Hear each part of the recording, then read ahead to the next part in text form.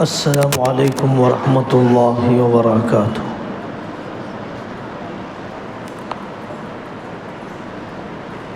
نحمدہ ونصلی علی رسولہ الکریم، اما بعد،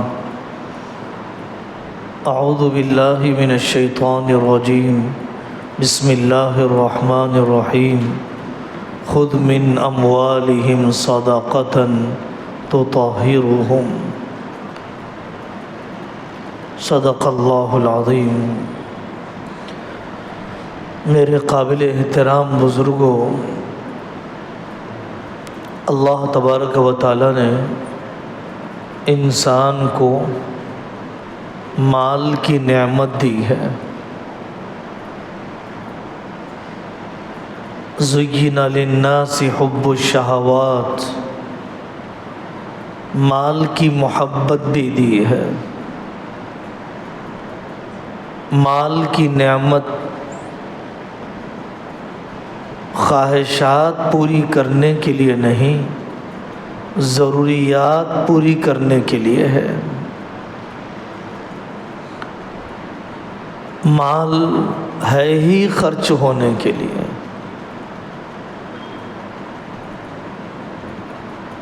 مال رہتا نہیں ہے، ٹھہرتا نہیں ہے، وہ آتے ہوئے اظہار کر رہا ہے کہ میں کسی اور کے پاس سے آیا ہوں، کسی اور کے پاس مجھے جانا ہے۔ امام غزالی رحمۃ اللہ علیہ نے مال کی حقیقت پر اور دیگر صوفیاء کرام نے بہت ہی زبردست اور گہری حقیقتیں پیش فرمائی ہیں۔ بعض اکابر نے فرمایا، انت للمال اذا امسکتہ ولک المال اذا انفقتہ، کہ جب تک اس مال کو سنبھال کر رکھا ہے تو تم اس کے خادم ہو، اور اس مال کو جب خرچ کر دو گے تو تب یہ تمہارا مال بنے گا۔ تمہارا جب ہی بنے گا جب تم اسے خرچ کر دو گے۔ اللہ جل جلالہ عم نوالہ نے قرآن کریم میں دسیوں جگہ پر دینے والے اللہ ہیں، ذہن چلانے والے اللہ ہیں۔ انسان کی عقل تو نہیں دلاتی اسے، اللہ کی تقسیم دلاتی ہے مال اسے۔ لن تنالوا البر حتى تنفقوا مما تحبون، اللہ سے محبت زیادہ ہے یا مال سے محبت زیادہ ہے؟ صدقہ دینے والا یہ اظہار کر رہا ہے، اے اللہ مجھے آپ سے محبت زیادہ ہے مال کے مقابلے میں۔ اس لیے عربی زبان میں صدقے کو صدقہ کہا جاتا ہے کہ میں آپ سے سچی محبت کا اظہار کر رہا ہوں۔ اللہ تبارک و تعالی نے اس کو قرض قرار دیا۔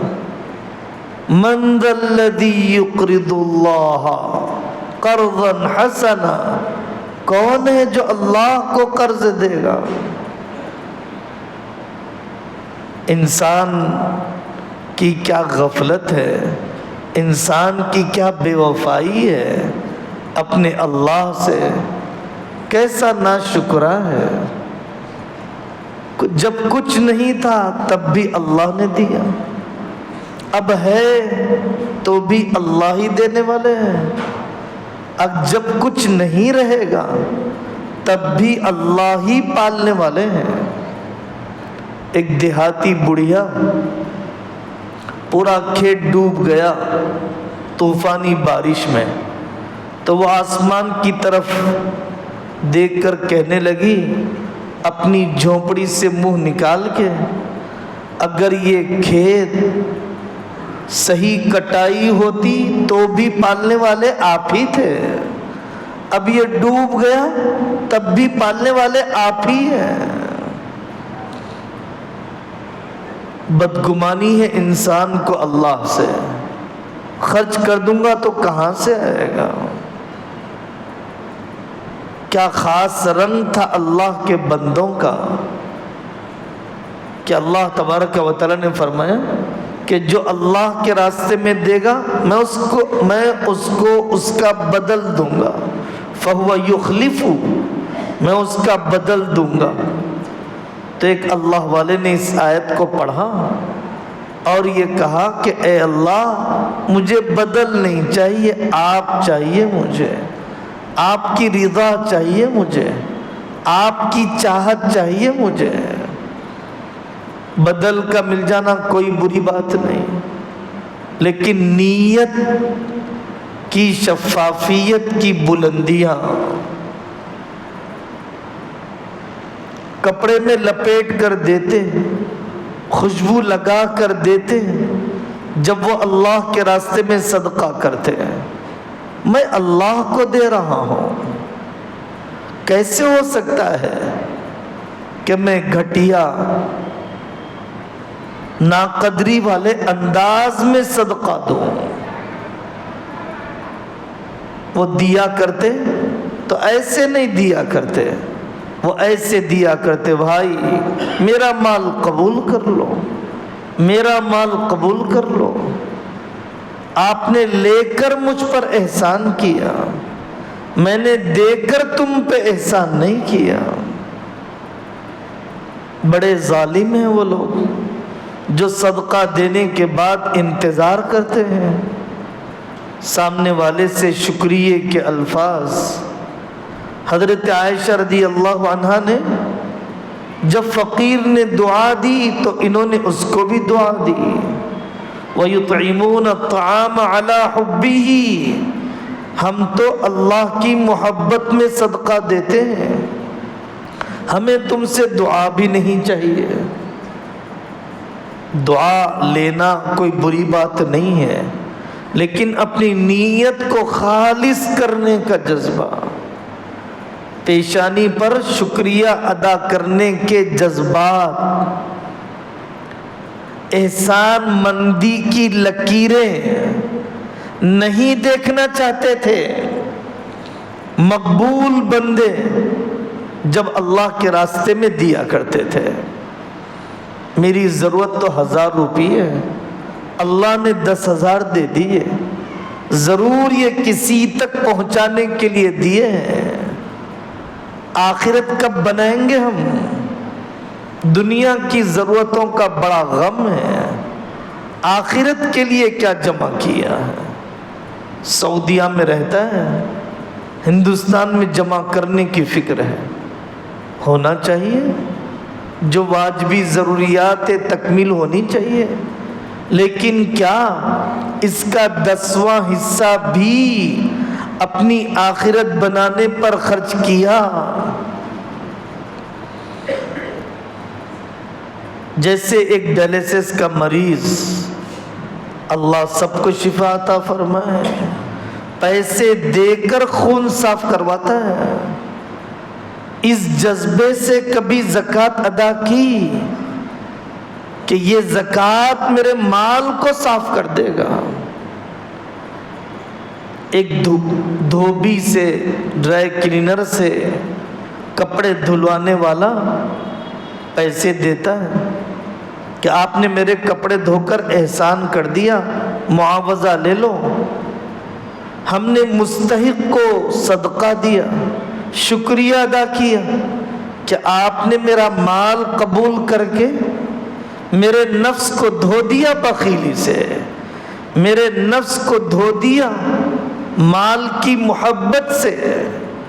مال کی محبت ڈائلیسس سے بڑی بیماری ہے، مال سے محبت کپڑے کے میلے پن سے بڑا میلا پن ہے۔ بعض اللہ والے فرمایا کرتے تھے کہ اللہ کو کم سے کم اپنے برابر سمجھو۔ سامنے والے کی روح کانپ گئی، اپنے برابر سمجھو، اللہ تو اللہ ہے، نہیں نہیں، جب اللہ کے راستے میں دیتے ہو تو گھٹیا چیز دیتے ہو۔ اللہ کو کم سے کم اپنے برابر سمجھو گے تو جو کھاتے ہو وہ کھلاؤ گے، جو پہنتے ہو وہ پہناؤ گے، جہاں خود رہتے ہو وہاں مستحق لوگوں کو رکھو گے۔ اگر تم نے اللہ کو اپنے برابر سمجھا کم سے کم درجے میں، اگر اللہ کو اللہ سمجھتا ہے پھر تو وہ واقعات ہوں گے جو صحابہ کرام کے، باغ کو صدقہ دے دیا، کنواں خرید کر صدقہ دے دیا، کیسی ضرورتیں پوری کر دی، خرچ کرتے ہوئے سامنے والے کی عزت نفس اور عظمت دین کا خیال رکھیے۔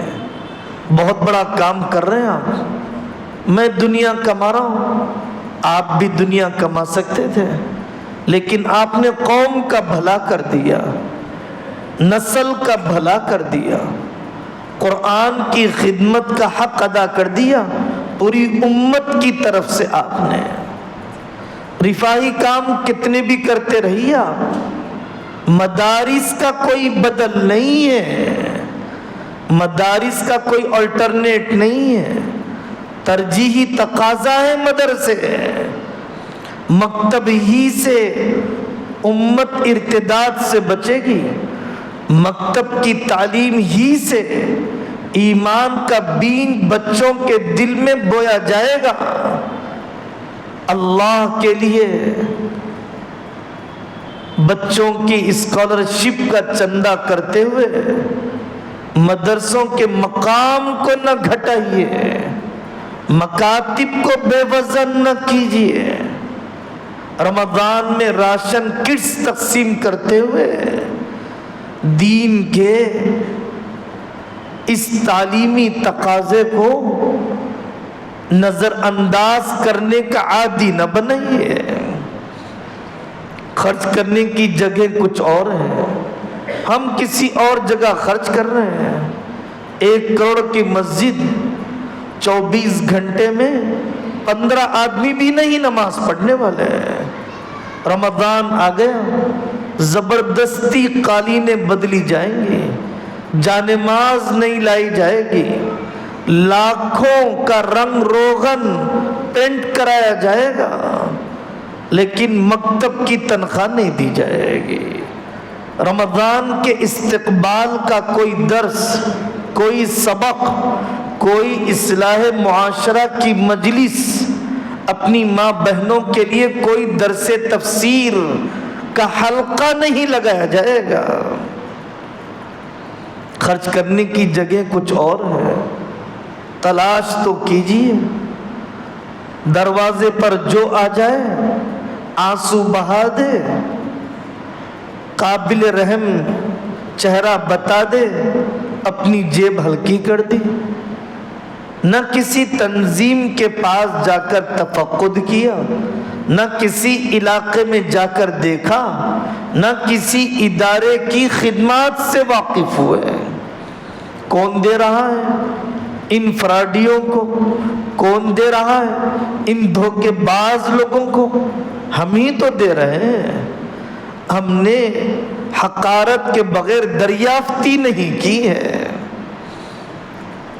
چندہ کرنا کوئی غیر نبوی کام نہیں ہے۔ چندہ کرنے کو، مالی وصولی کے کام کو حقارت کی نگاہ سے دیکھنے والے صرف اپنی آخرت خراب کر رہے ہیں۔ دے بھی نہیں سکا کچھ، اور اتنا کم ظرف کہ قدر کی نگاہ سے بھی نہیں دیکھ سکا۔ جیب ہلکی نہیں کر سکتا تھا تو کم سے کم قدر کی نگاہ دیکھ لیتا۔ کروڑوں دے دیے، کوڑیوں کے برابر ثواب نہیں۔ المنان، جتلانے والا، اللہ تعالیٰ قیامت کے دن دیکھیں گے بھی نہیں، معاف تو کیا کریں گے۔ المنان ولا تمنن تستکثر، اپنے بھائیوں پر خرچ کرنے کے لیے صلہ رحمی والی مد بھی تو ہے، زکوٰۃ دینا چاہتا ہے بھائی کو، جائز ہے اگر وہ مستحق ہو، لیکن کیا صرف زکوٰۃ دینے سے مسائل حل ہو جائیں گے؟ ان فی المال لحقا سوى الزکاۃ، جتنا بچانے کے لیے مسائل پوچھا ہے، مکان بنانے کے وقت کبھی نہیں پوچھا کہ مولانا سادے ٹائلز پر گزارا ہو سکتا ہے، مہنگا کیوں لگایا جائے؟ فلانے واش بیسن پر گزارا ہو سکتا ہے، 1,00,000 2,00,000 25,000 کا واش بیسن کیوں لگایا جائے؟ کسی نے نہیں پوچھا۔ 10 لائٹ ہیں، 50 قمقمے ہیں، ایک چھوٹے سے ہال میں پی او پی لپم کرا دیے اسٹیٹس مینٹین کرنے کے لیے، بدترین مال ہے، حدیث کے مطابق بدترین مال ہے، گارے مٹی میں چلا گیا، اللہ کے کام کے لیے قبول نہیں ہوا۔ نہیں ہے ہمارے پاس پردے والے دواخانے کھولنے کے لیے، نہیں ہے ہمارے پاس این آر سی میں امت کے ڈاکومنٹس کے درست کروانے کے لیے، نہیں ہے ہمارے پاس روپیہ اپنی بیٹیوں کے ارتداد کو روکنے کے لیے، نہیں ہے ہمارے پاس روپیہ کوئی ایجوکیشن فری سکولز کھولنے کے لیے، اور جو چلانے والے ہیں ان کو حوصلہ دینے کے لیے، نہیں ہے ہمارے پاس جو لڑکے اپنا نکاح کرنا چاہتے ہیں، جوانی کو پاکیزہ رکھنا چاہتے ہیں، ان لڑکوں کو برسر روزگار کرنے، ان کے گھروں کو آباد کرنے کے لیے، نہیں ہے ہمارے پاس ریئل اسٹیٹ کے بڑے بڑے فراڈ میں جائیں گے، راتیں گزاریں گے فارم ہاؤسوں پر، ڈھابوں پر جوانیاں کٹیں گی، اوقاف کی حفاظت نہیں ہوگی، باؤنڈری وال نہیں لگائیں گے، کاغذات درست نہیں کریں گے۔ صرف زکوٰۃ ادا کرنے سے امت کے اجتماعی تقاضے پورے نہیں ہوں گے۔ پڑھ رہی ہیں نا بیٹیاں، سینٹنس میں پڑھ رہی ہیں، عیسائی مشنریز کے اسکولوں میں پڑھ رہی ہیں، علاج ہو رہا ہے عیسائی مشنریز کے اسپتالوں میں، انہوں نے اسپتال زکوٰۃ دے کے بنائے ہیں، انہوں نے اتنی بڑی بڑی زمینیں اسکولوں کی کیا زکوٰۃ کے ذریعے سے تعمیر کی؟ اپنی کمائی کا بڑا حصہ۔ اتنے بڑے فنکشن ہال کبھی دکھے کہیں پر؟ کبھی تو ضمیر کو جھنجھوڑیے، کبھی تو مردہ دل کو چونکا دیجئے، کچھ تو شرم کیجئے۔ انتظار ہے میری اپنی پوتری کب مرتد ہو جائے، میرا بیٹا کب شکیلی بن جائے۔ بن چکے ہیں سب، ابلنا باقی ہے، اگلنا باقی ہے، بھاگنا باقی ہے، ننگی لاش آنا باقی ہے، نالیوں میں پھینکا جانا باقی ہے، طلاق والیوں کی لین میں کھڑے رہنا باقی ہے۔ باقی تو ہو چکا ہے۔ مشنریز کے اسکول اپنا کام کر رہے ہیں، جو مسلمان اسکول ہیں بیچارے سیکولر بننا چاہتے ہیں، ڈر ہے کہیں اسلام کی چھاپ نہ پڑ جائے، ملاؤں کا رنگ نہ چڑھ جائے، لوگ ہمیں چھوڑ دیں گے۔ خرچ کرنے کی جگہ انما ہی اوساخ اموال الناس، یہ لوگوں کے مال کا کچرا ہے، دینے والے کے لیے، لینے والے کے لیے نہیں۔ دین کی خدمت کرنے والوں کو کیسے میں ان کی خدمت کر سکوں، ان کو یکسو کر سکوں، ان کی غیرت کو بچاتے ہوئے تھے زین العابدین رحمت اللہ علیہ۔ مرنے پر پتہ چلا کہ بوریاں تھیلے اٹھا کر بیواؤں کے گھر میں رات کے اندھیرے میں رکھتے تھے، یہ تھے قبولیت والے۔ مولانا ابوالکلام آزاد کا انتقال ہوا، اندھی خاتون آ کر آفس میں بیٹھ گئی، لوگوں نے کہا بڑی بھی کیا بات ہے؟ کہا یہاں پر کوئی آدمی رہتا ہے، مجھے ماہانہ وظیفہ دیتا تھا، وہ لینے کے لیے آئی ہوں۔ تب بتایا گیا وہ مولانا ابوالکلام آزاد تھے، دنیا سے چلے گئے، اٹھ گیا ان کا جنازہ۔